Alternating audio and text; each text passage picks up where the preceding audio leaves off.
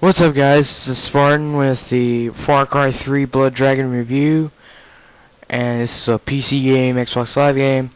Let's get started. Now, the plot of the game is set in 2007, after U.S. and Russia have been to nuclear war. Now, you get to play as Rex Power Colt, a Mark IV Cyber Commando, and you and your friend Spider, who is also a Mark IV Cyber Commando, goes to these islands to investigate Colonel Sloan, which is the main enemy of the story. Now, as you go through and kill all the people in this base, there is an annoying tutorial you have to go, but you can get past that. Now, after that, you get to, when you infiltrate this base, you and Spider discover a missile which is about to launch. Since Spider is the Cyber Commando, he is able to connect his mind, his CPU and his brain to the computer so he can go in and access it. Now they give off the warning signs, whatever, and you have to defeat waves after wave of enemy. And then Sloan captures you. When Sloan captures you, you figure out who he is. He himself is was like one of the first cyber commandos, and he kills Spider. And he knocks you out. What happens is you are awakened by Sloan's assistant, Dr. Darling, which she somehow joins your team and kind of believes in you, basically. So you team up with her and to go defeat Sloan, you figure out that his rockets are made and empowered with the blood of these creatures called the Blood Dragons. Blood Dragons are giant creatures that look like Komodo dragons, but they're more giant, and they can shoot lasers out of their eyes. Now, there's 3 stages to the Blood Dragon. There's the green, the yellow, and the red. Green is like they're okay, there's nothing past them, there's nothing attacking, they're just normal. Yellow is they're alarmed, they're like, what's that? Red is, I know where you are, I'm gonna kick your ass. This is why they have like a color on their XX skin, which goes red, green, and yellow. Now, how they do that is, these blood dragons are blind. They can't see. So they rely on their hearing to hear footsteps. What happens is, you have to crouch, and you have these tiny footsteps. You just can't all out run because one of the blood dragons is gonna get you. And they're dangerous, trust me. Now what happens is, after you liberate bases and all that, you soon fight Sloan's other assistant, Dr. Carl, which he has a project, but he uses the Blood Dragon's blood to make humans into creatures like he calls the Running Dead. After you fight these cyber commandos, or these cyber soldiers, and some blood dragons, Dr. Carl is killed by his own AI, which he was mistreating, and it took revenge on him. Very convenient, huh? Now, what happens is Dr. Darling tells you to go to this one place, and there's a temple.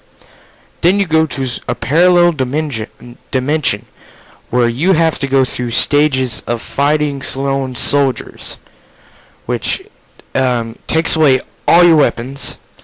And what happens is you can grab these weapons. They're more powered than, like, the reload. There's more bullets, there's more power in the guns. And then, as soon as you defeat all of them, you get the most powerful weapon in the game, the Kill Star. The Kill Star is an arm-mounted, it's almost like an armed laser gun, like a cannon, basically.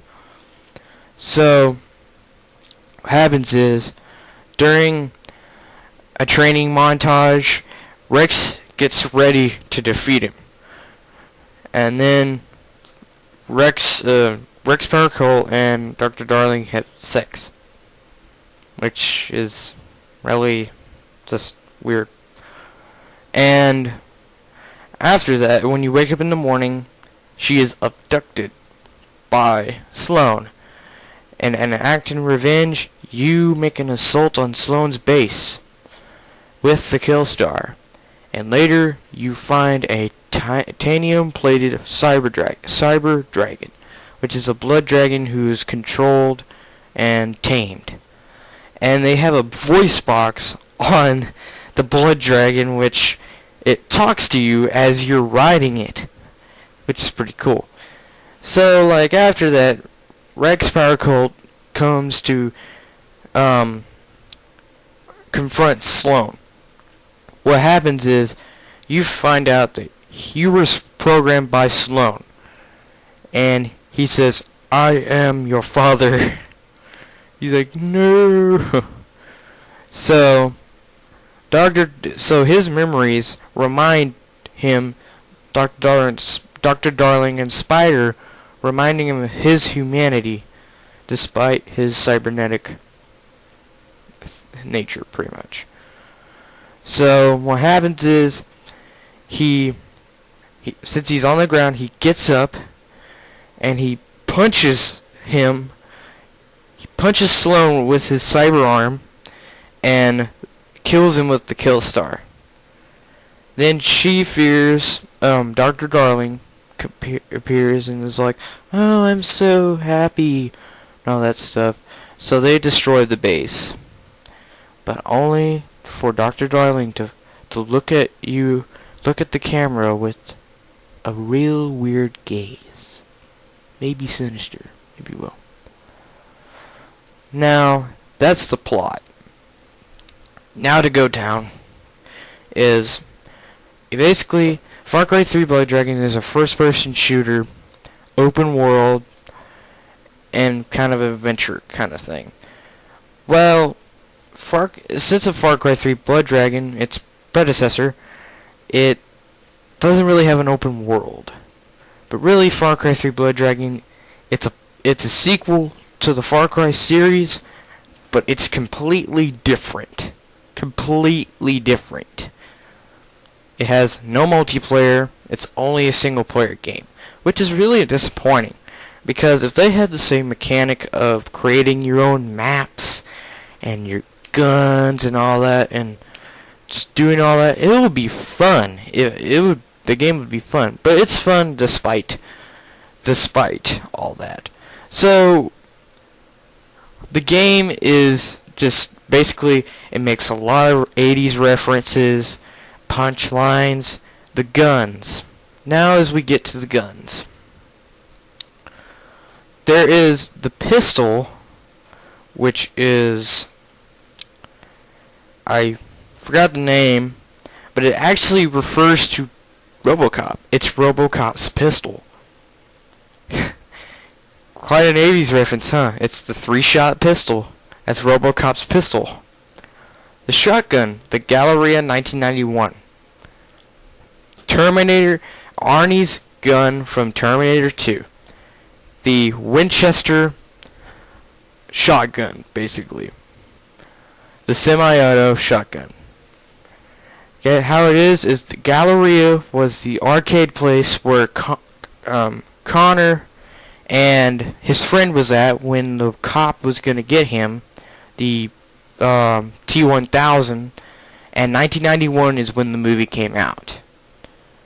Now, to even make a more reference, the sniper, the Cabricon, which makes some 80s reference that really boggles me. I don't know, like what it's referencing to, but something. If you know, put in the comments below. That would be great.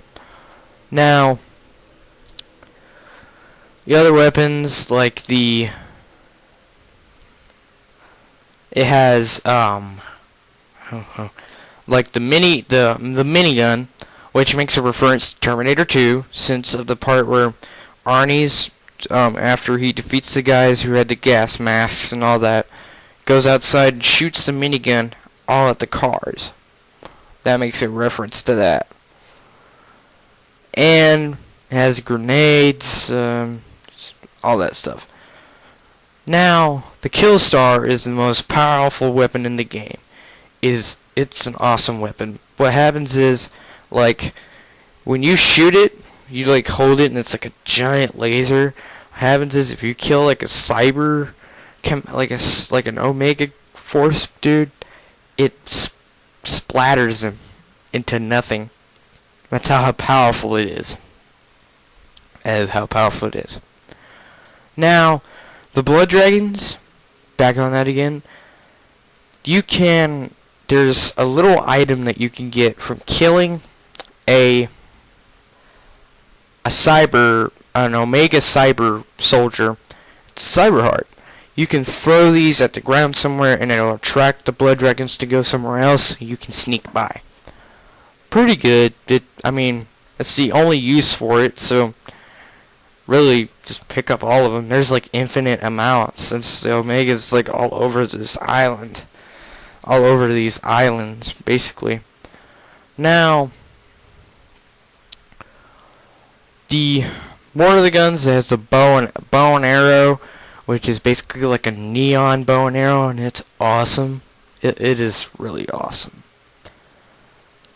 It has a unique system of this store. You can do certain missions to get mods, like extended barrels, more ammo, and all this stuff. And you can do this by collecting credits, cyber credits, all over the world. Because they're spread out and all that stuff. You can collect those. And you get money. And you can go to these stores and these liberated bases that we've liberated. And you can buy mods for it to make it better and decked. Which is pretty awesome. Now, the game by itself, the gameplay, here's my thing. Like, it's too dark. Like, there's no light at all. All it is just neon colors. It's just neon colors, basically. And it's kind of hard to see because you have to turn your lights off to see, but it's like all dark and shit. That's my thing.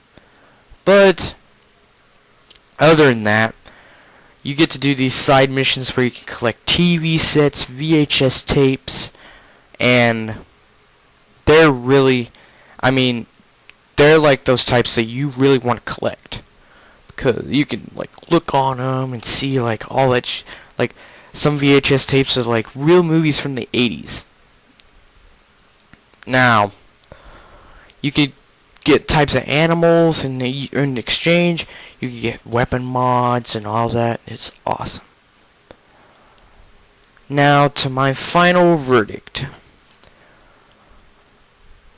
But the enemies are very recyclable. They're very recyclable. You have the Cyber Soldier, which is basically holds a semi-auto gun and shoots you with it.